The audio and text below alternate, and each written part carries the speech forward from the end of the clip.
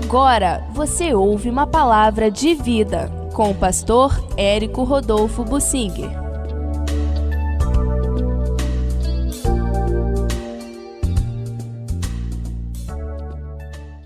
Eu quero focalizar a pessoa de Salomão, em especial nos seus exageros e as consequências daquilo. Os exageros de Salomão o comprometeram e, no meu entender, de uma maneira irremediável.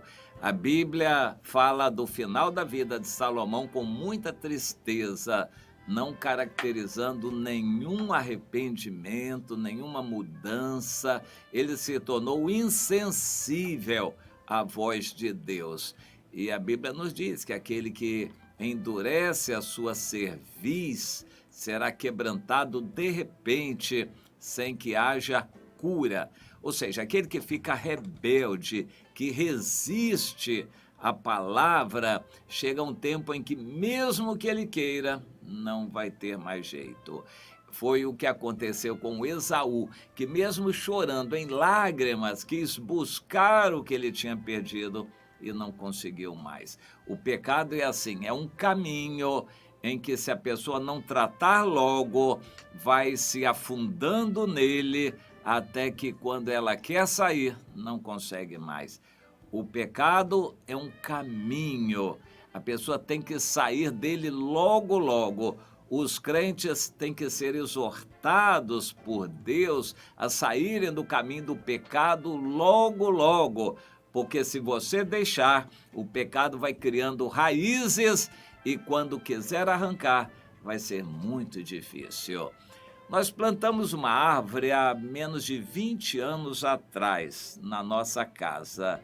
Inicialmente ela foi crescendo, assim, despretensiosamente, por fim foi engrossando e se tornou uma árvore imensa em pouco tempo, comprometendo a casa, e eu tive uma dificuldade em ir à prefeitura para pedir que eles fizessem alguma coisa ali, na verdade a supressão da árvore, porque não adiantava só podar mais, quanto mais podava, mais ela crescia e se robustecia.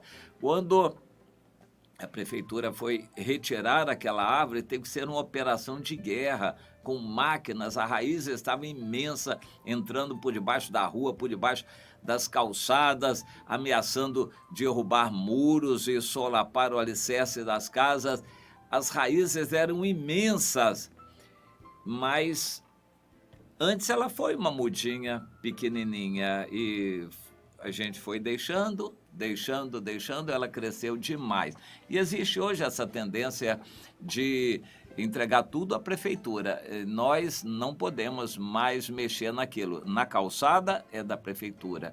É até um crime se eu for retirar por minha conta aquela árvore. Então eu tive que aguardar que a prefeitura o fizesse. Mas para mim seria muito difícil, porque ela estava bastante enraizada. O pecado é assim, quando ele se enraiza, você, por si, não consegue mais tirar. E é o alerta que fica para nós. O Salomão se embrenhou fundo demais nos caminhos do pecado, se desviou pelos caminhos do materialismo, até que não teve mais jeito para ele, não teve mais saída. E a morte dele é tratada na Bíblia de uma forma muito triste, muito melancólica.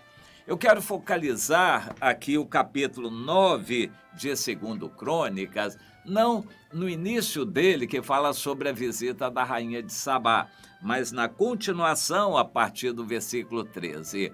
Aquele capítulo da rainha de Sabá até que foi interessante. Aparentemente, foi a única visita que ele recebeu que fez bem, porque ela ficou maravilhada com Salomão, muito mais com a sabedoria que ele tinha. Ela não se deixou levar pelas conversas, pelas olhadelas, pelos galanteios do Salomão. Ela ficou impressionada com a sabedoria que Salomão tinha, porque deu respostas a ela todas as respostas sábias e suficientes. Ela ficou impressionada com aquilo, mas mais ainda, ela atribuiu a Deus algo sobrenatural, o ter dado aquela sabedoria a Salomão. Mas, fora ela, os outros reis do mundo não tiveram também aquela sabedoria de ver o que era importante e atribuir a Deus aquilo tudo. Eles elogiaram Salomão e agradaram a sua natureza carnal e foram fazendo alianças e alianças. O Salomão se comprometeu com o mundo todo, ele se comprometeu com todos os governantes, com todos os poderes econômicos do mundo e, por fim, ele foi se comprometendo por causa das alianças políticas com mulheres de todo tipo. Ele chegou a ter um harém colossal de 1000 mulheres e elas perverteram o coração de Salomão e ele começou a se comprometer também religiosamente. O raciocínio era o seguinte: eu vou lá no culto do Quemos, eu tenho o meu Deus, mas para agradar aquela mulher, não tem nada demais eu ir lá, participar lá de uma solenidade religiosa ao Deus Quemos, ou Camos, Milcom, Astarote, o Baal e assim por diante. Todos aqueles deuses tinham algumas mulheres que ofereciam sacrifícios a eles. Esses deuses todos, a Bíblia esclarece, são demônios que se fazem passar por deuses daquelas regiões, daqueles países. E o Salomão abriu a guarda para todos eles. No fundo, no final das contas, foi gostando de algumas daquelas cerimônias religiosas, foi se amarrando, e a Bíblia diz que ele praticou a idolatria, ele seguiu algumas dessas divindades. Aí já tinha se afastado por completo do Senhor. A Bíblia não narra nem desejo nenhum de Salomão de voltar. Ele continuou se afundando cada vez mais. No auge daquela orgia toda de carnalidade, ele acabou endividando o país, extorquindo o povo com altos impostos para sustentar o luxo. Eu vou ler alguma coisa aqui a partir do versículo 13, segundo Crônicas 9:13. O peso do ouro que se trazia a Salomão cada ano era de 666 talentos. Não é só no Apocalipse que esse número fatídico aparece, aqui também. Já foi inaugurado esse número 666 pelo Salomão. Isso em talentos de ouro que se trazia para ele a cada ano, fora o que entrava dos vendedores e negociantes, e também todos os reis da Arábia e os governadores dessa terra traziam a Salomão ouro e prata. Ou seja, o que era contabilizado era 666 talentos de ouro por ano. Mas ainda tinha muito mais que entrava sem ser contabilizado.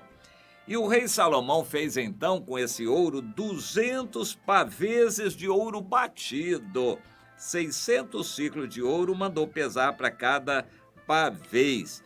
Isso dá aproximadamente 7 quilos para um escudo chamado pavês. É um escudo feito com uma chapa metálica, digamos assim, no caso de ouro, que dava para cobrir o corpo todo de uma pessoa. Era chamado pavês. O escudo, em geral, era redondo ou podia ter outra forma, mas era pequeno, era colocado no braço e ele tinha 300 ciclos de ouro cada escudo desse, aproximadamente aí 3,5 kg.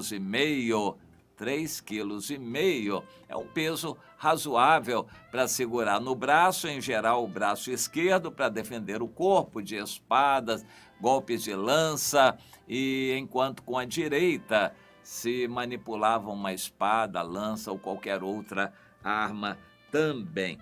Mas numa guerra, para que a gente precisa de que o escudo seja de ouro, para o inimigo ficar mais de olho grande e querer nos matar para tomar o escudo. Era uma questão de vaidade, aparência apenas. Escudo de ouro. Ele podia ser feito de ferro, de outro metal, de bronze, mas o Salomão quis fazer de ouro e começou a fazer mais e mais extravagâncias. Fez um grande trono para ele de marfim e o cobriu de ouro puro. Olha, o marfim é o material do chifre do elefante. Para fazer um trono de marfim, quantos elefantes não foram mortos para atender à vaidade do Salomão, fazer um trono de marfim e ainda cobriu de ouro. O trono tinha 6 degraus e um estrado de ouro pegado a ele. De ambos os lados tinha braços nos assentos e 2 leões junto aos braços. Também 12 leões estavam ali sobre os 6 degraus, um em cada extremo dos degraus. Nunca se fizera obra semelhante em nenhum dos reinos. E todas as taças de que se servia o rei Salomão para beber eram de ouro.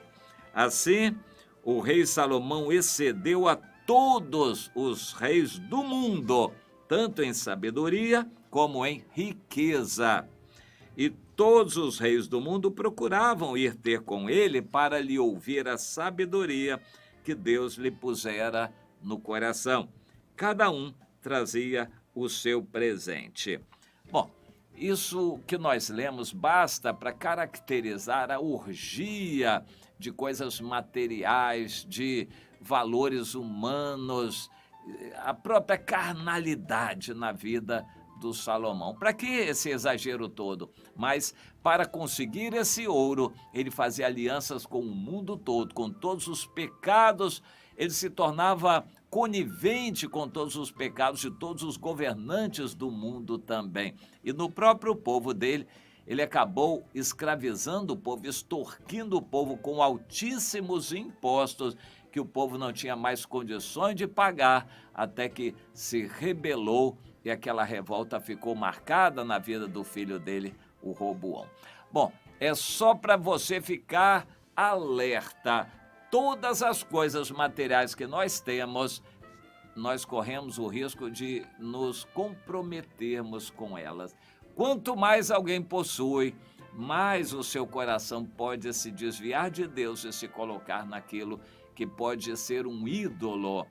Então, examine sempre, a cada dia, o seu coração para não ter ídolo nenhum, não ter nada de grande valor estimativo para você, porque se tiver, isso pode afastar você de Deus, como tudo aquilo afastou Salomão de Deus irremediavelmente.